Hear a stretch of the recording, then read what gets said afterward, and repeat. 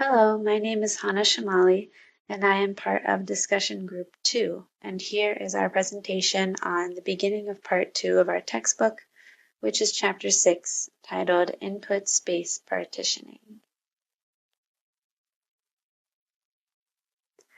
The main focus of this chapter is graphing, specifically accomplishing reachability within a graph, and what criteria goes into ensuring reachability. To create this criteria, we need to understand the input domain of a program. Input domain is defined in terms of the possible values that the input parameters can have. Based on testing, there are different forms of input domain.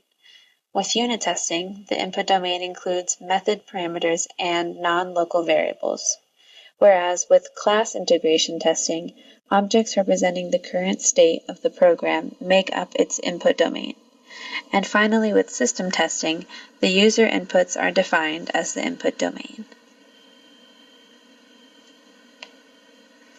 There are plenty of advantages to using an input domain. It can be applied with no automation. There is little training involved to identify it. There is no need to fully understand the implementation because identifying the input domain is based off description.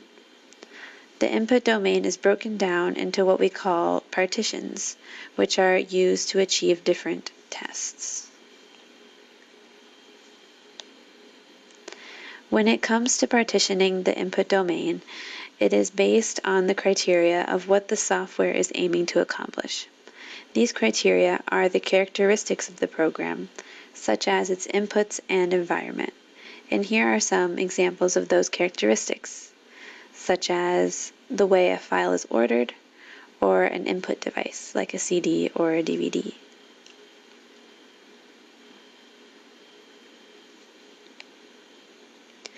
Now we have the mathematical representation of the different components of an input domain. D represents the input domain, Q is the abstract partition over the domain, and B sub Q represents a set of equivalence classes called blocks.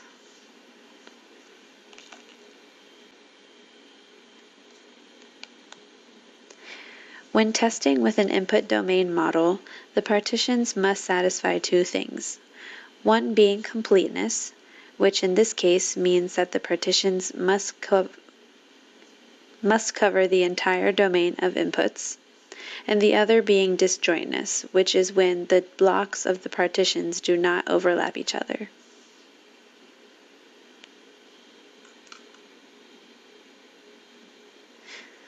Task separation is essential when it comes to testing with an input domain model.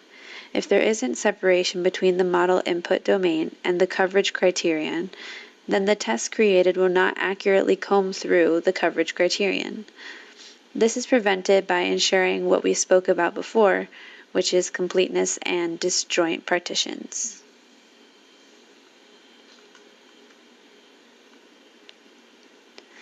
This brings us to section 1.1 of chapter 6, which describes the steps for input domain modeling.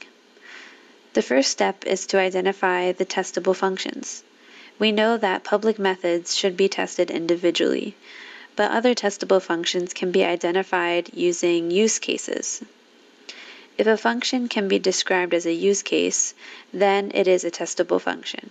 For example, if someone uses an ATM, a testable function would be to withdraw or deposit money. The second step is to identify parameters that affect the state of a function.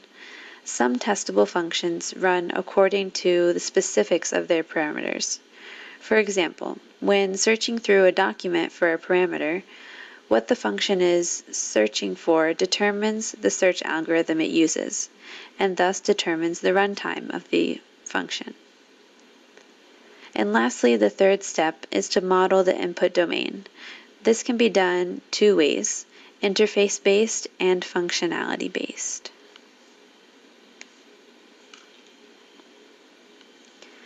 Functionality-based input domain modeling is where characteristics are considered individually.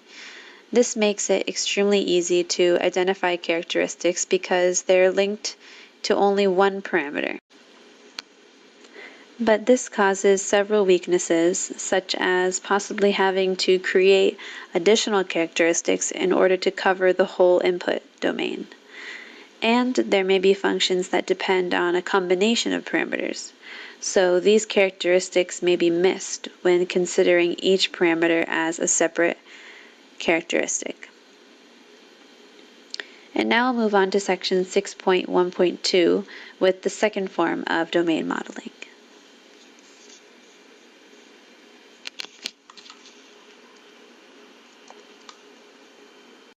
So the functionality based input data modeling, so it's a basic approach to identify the characteristics that correspond to the intended functionality of the system under test rather than using its actual interface. So we deal more about the functionality of the system other than its interface. So what we do basically in functionality based IDM is we'll be adding more semantics or domain knowledge. So one of the important strength of this approach, we'll be having all the requirements before the software is developed or implemented. And one important aspect of adding domain knowledge is which generates the test cases yielding expected results, which is an important goal to reach in terms of testing perspective. So one of the important aspect in this functionality based is we can have both test case generation and the IDM happening in advance to the development stage. So what happens if the system is complex? I mean to say, like if the specifications are incomplete or informal, so it will be the very tough situation to come up with valid or reasonable characteristics. So the basic problem we will be facing in this functionality based approach is how we are going to identify characteristics. So yes, now how are we going to deal with identifying characteristics? For an interface based approach, it's very simple and it's very easy. So where we deal with just the mechanical translation of parameters to characteristics. It's not that tough in finding characteristics in interface based model, but it's very hard to implement all those parameters in terms of testing. And here in functionality based approach, we can use preconditions and post conditions, which are the best resources available for this functionality based approach. So I can say like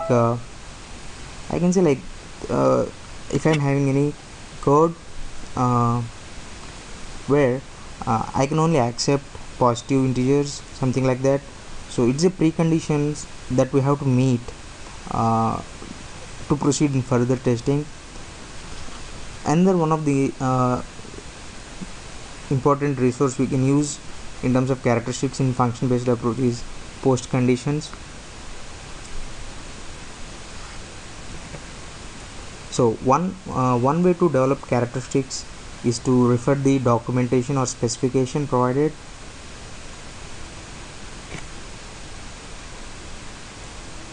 It's a preferable and very good procedure to use specifications by test engineer to develop characteristics, and the approach is to add more semantics in identifying these characteristics.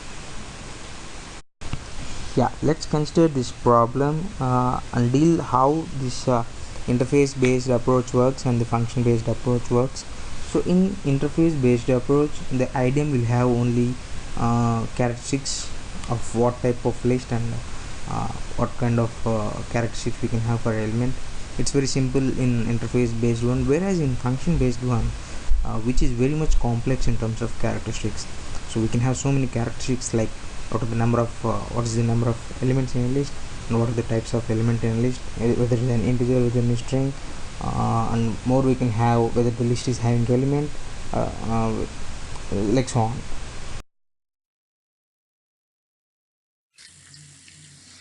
Hi everyone. Today I'm going to tell you how to choose blocks and values. After choosing characteristics, the test engineer partitions the domains of the characteristics into sets of values. These are called blocks. He then identifies partitions and selects representative values for each block. This allows the tester to tune the test process.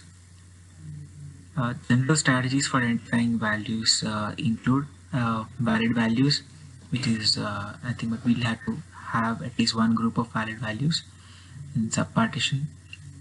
A range of values can be partitioned into subpartitions such that each subpartition exercises somewhat different part of functionality.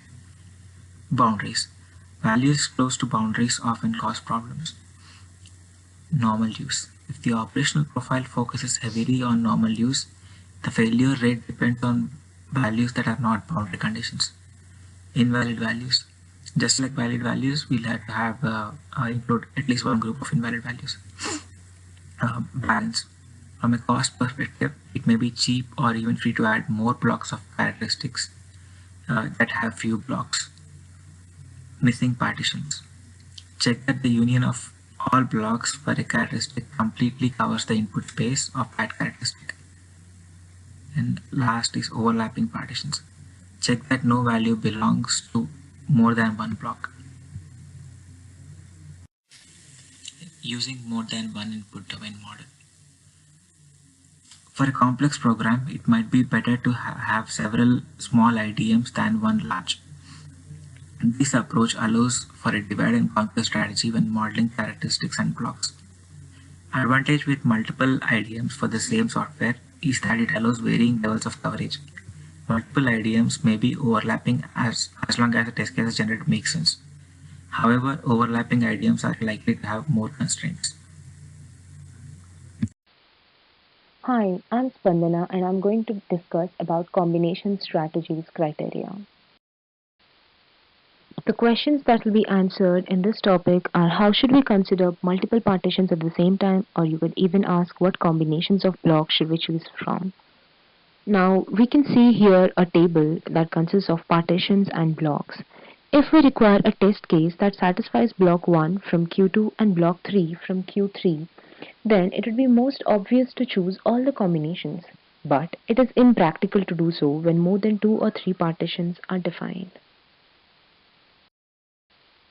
There are different types of coverages to avoid this problem. We see here 6 different types of coverages. 3 of them will be covered by me and 3 of them will be covered by Anvesh in the next slides. The first type of coverage is all combinations coverage. It states that all combinations of blocks from all characteristics must be used in that test. For example, if there are 3 partition blocks, that is AB, 1, 2, 3 and XY, then the following test will take place. A1X, B1Y, B1X, A2X, B2Y, which goes to B3Y. So the number of tests will be the product of the number of blocks for each partition.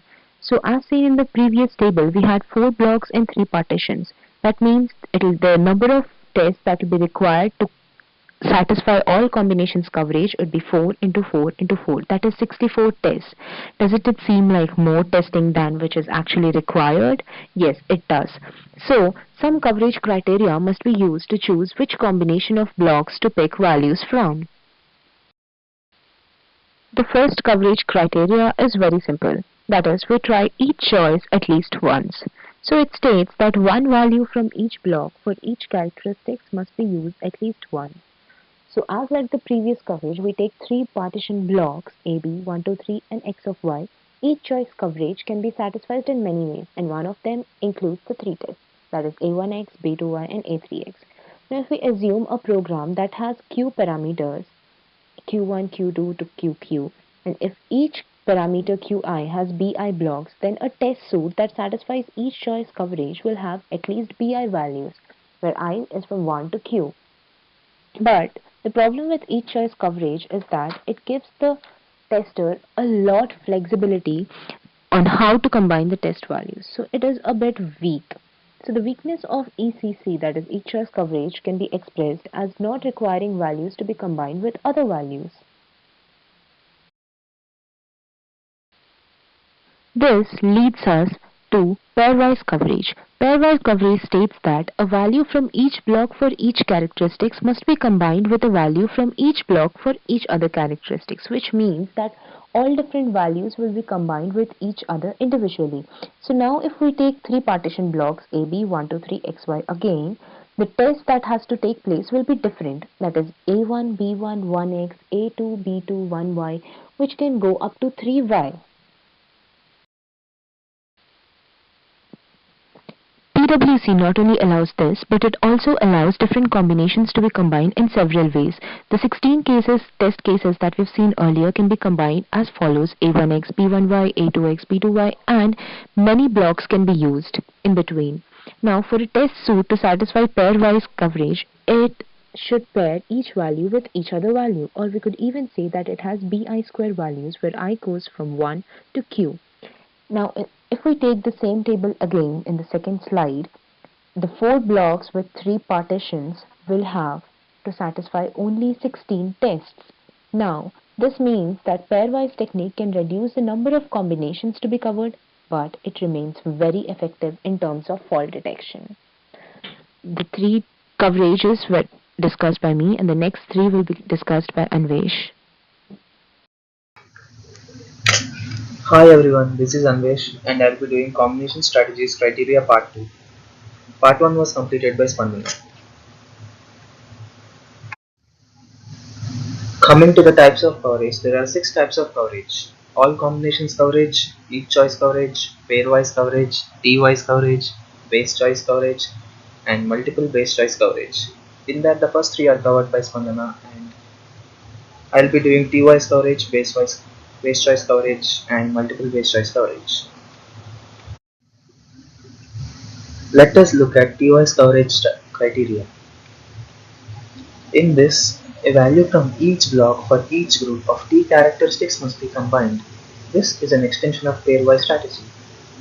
In this, if we choose the value of t equal to 2, then it will become a pairwise strategy. And if we choose the t value equal to the number of partitions, then it will be equivalent to all combinations coverage criteria. And the total number of test suits that will be possible using t-wise coverage criteria will be bi to the power t values. This is very expensive and going beyond t equal to 2 doesn't help much. Base choice coverage. So far, the t-wise and pairwise coverage criteria combine values blindly without regard for which values are being combined. Therefore, if we get a domain knowledge of a program, we would know what is more important and that can be taken as a base choice. So this base choice will be important and subsequent tests can be found using that base choice. What is a base choice coverage? A base choice is chosen for each characteristic and a base test is found by using the base choice. Subsequent tests are chosen by holding all but one base choice constant and using each non-base choice in each other characteristic. Let us try to understand base choice coverage with an example. Consider 3 blocks. First one AB, second one 1, 2, 3 and third block XY. The base choices will be A, 1 and X. The additional test that can be found will be B1X. Here we are holding A out and replacing that with B. The second one is A2X. Here we are holding 1 out and replacing that with 2. So by definition we are holding 1 out and replacing with a non-base element, base choice element. The total number of tests that are possible using BCC are 1 plus bi minus I, where bi is the number of elements in a block.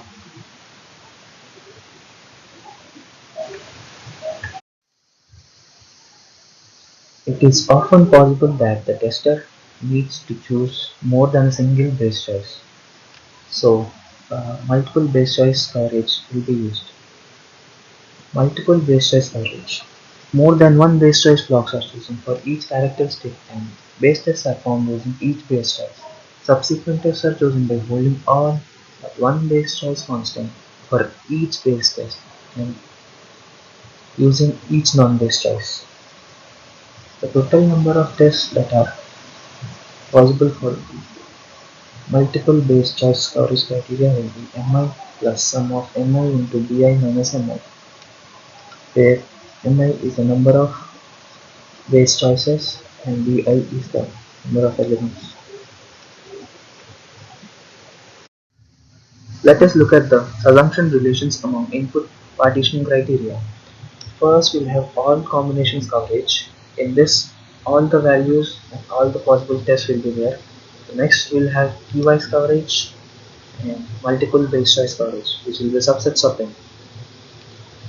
T-wise coverage will have a subset of pairwise coverage, where t value equal to 2, and multiple base choice coverage will be having a subset of base choice coverage, where only one base choice will be present. They have a subset of each choice coverage which will have the least number of tests.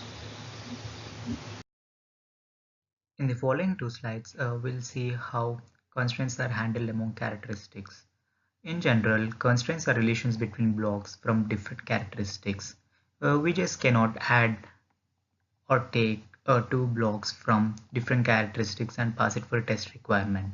We have two different kinds of constraints. One kind says that a block from one characteristic cannot be combined with a block from another characteristic. Um, there are two examples for this, which are less than zero and scaling problem for triangle function, which we have seen in the earlier slides. And the other one is the inverse of it, where we can combine a block from one characteristic with a specific block of other characteristic. And also how constraints are handled depends on the coverage criteria chosen, and the decision is made when values are chosen. In the earlier slide, we have seen the combination strategies criteria. We have ACOC, PWC and TWC criteria, in which we drop the invisible pair from consideration. And this is not the case with BCC and MBCC. If a particular variation conflicts with the base case, then we change the choice of the base case to make the test requirement feasible. And also if it has too many constraints, it probably has a structural problem and it should be redesigned. This is an example of invalid block combination. This idiom here has two characteristics: A, which has 4 blocks, and B, which has 3 blocks. And if you could see here, A1 and B3, A1 has only one element, and B3 it says element found more than once. A list which has one element cannot be found more than once, which makes no sense. So we make it as an invalid pair of parameters, and A4 and B2 are the same. They cannot be a feasible case. Hello everyone, I'm Harika Mandela. The topic that I choose to speak about is the tasks that are involved in designing IDM based tests.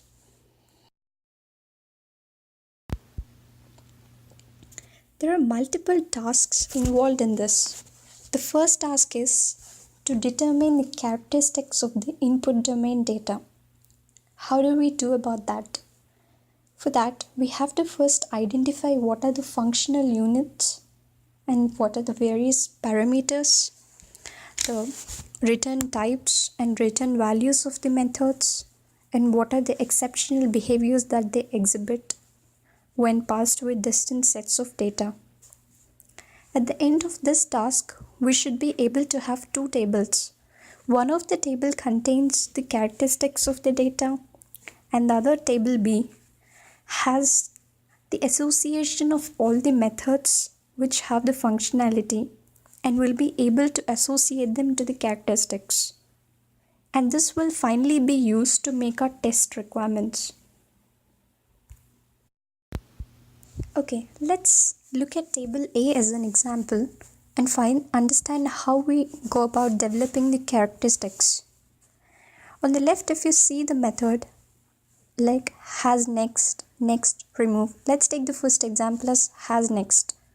We mentioned what are the parameters of that method, what it returns, what are the values we could expect to test in our functionality, And what are the characteristics? It has a lot of values, but there's no chance of getting a non-null object or anything. But if you see the next method, it has a characteristic of getting a null or non-null objects.